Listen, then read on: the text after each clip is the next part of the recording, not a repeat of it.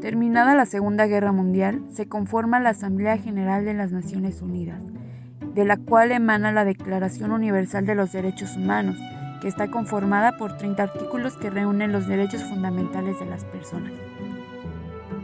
En su artículo 21 establece que toda persona tiene derecho a participar en el gobierno de su país, ya sea directamente o por medio de representantes libremente elegidos.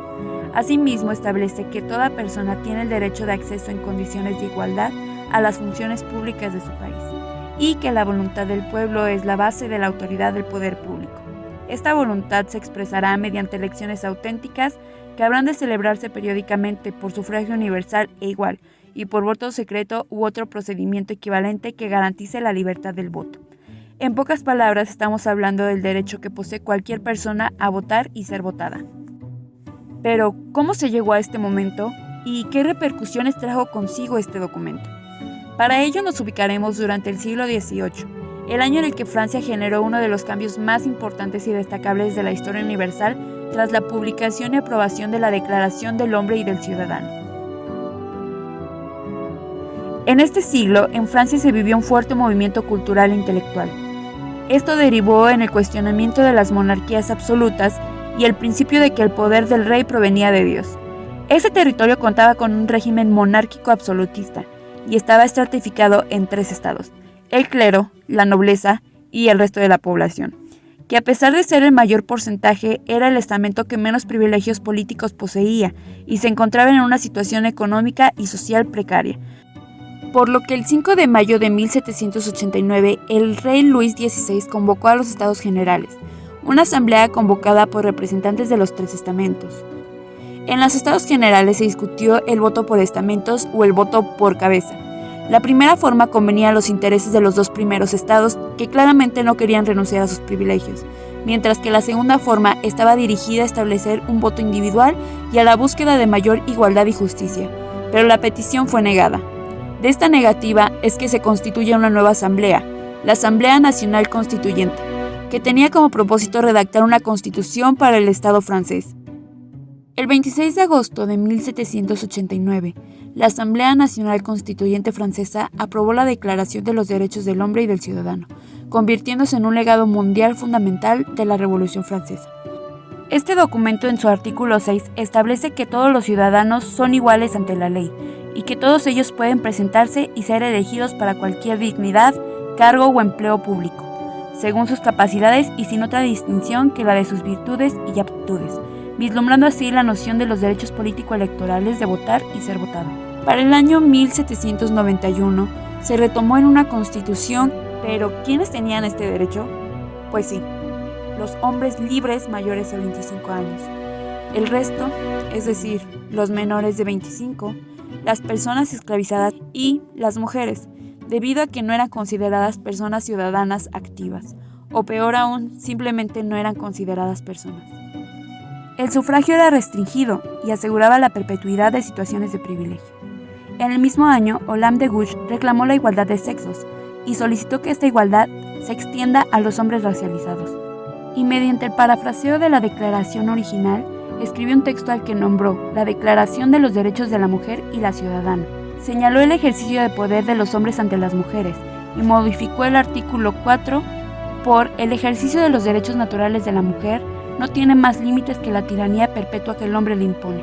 Estos límites deben ser reformados por las leyes de la naturaleza y de la razón. Esto generó un despertar en las mujeres de todo el mundo. En julio de 1848, en Seneca Falls, Nueva York, se dio la primera convención feminista sobre los derechos de la mujer. En ella se denunciaron las restricciones a las que estaban sometidas las mujeres, quienes no podían votar, presentarse a elecciones, ocupar cargos públicos o asistir a reuniones políticas. En el documento escribió: la historia de la humanidad es la historia de las repetidas vejaciones y usurpaciones perpetradas por el hombre contra la mujer, con el objetivo directo de establecer una tiranía absoluta sobre ella. Nunca le ha permitido que la mujer disfrute del derecho inalienable del voto. La ha obligado a acatar leyes en cuya elaboración no ha tenido participación alguna.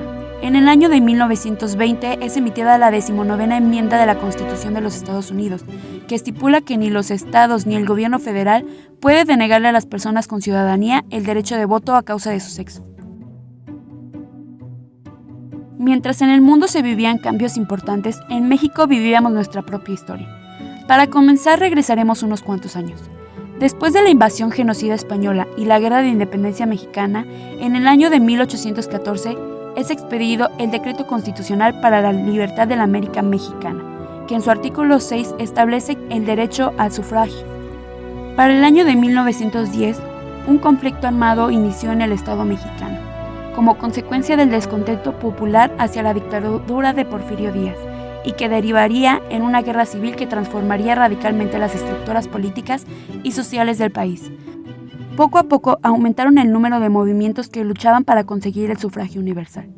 Como consecuencia de ellos, en el año de 1923 se reconoce el derecho al voto para las mujeres en el estado de Yucatán, y para el año de 1947 se reconoce en todo el país el derecho de las mujeres a votar y ser votadas. Es así como llegamos al año en el que México firma como Estado parte la Declaración Universal de los Derechos Humanos.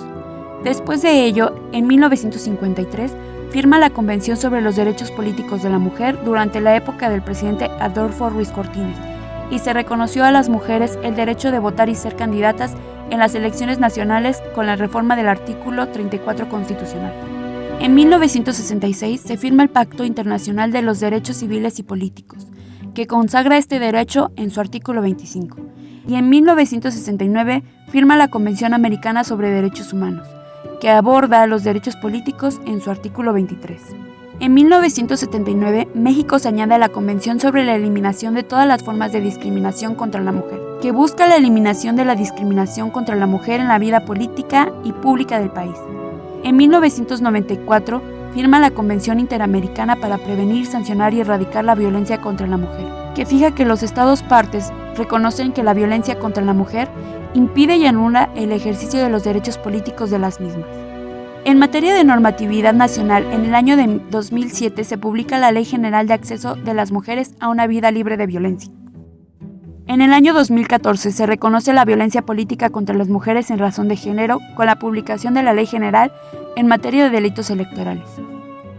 En el año 2016 se publica el Protocolo para atender la violencia política contra las mujeres.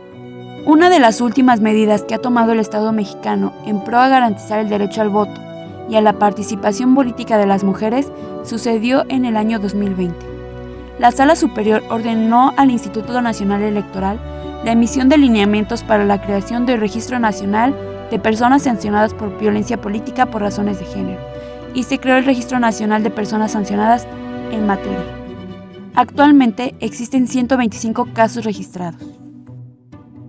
En este momento me gustaría resaltar que la aplicación del lenguaje genérico masculino ha sido una herramienta importante para que históricamente se invisibilicen y excluyan los derechos de las mujeres.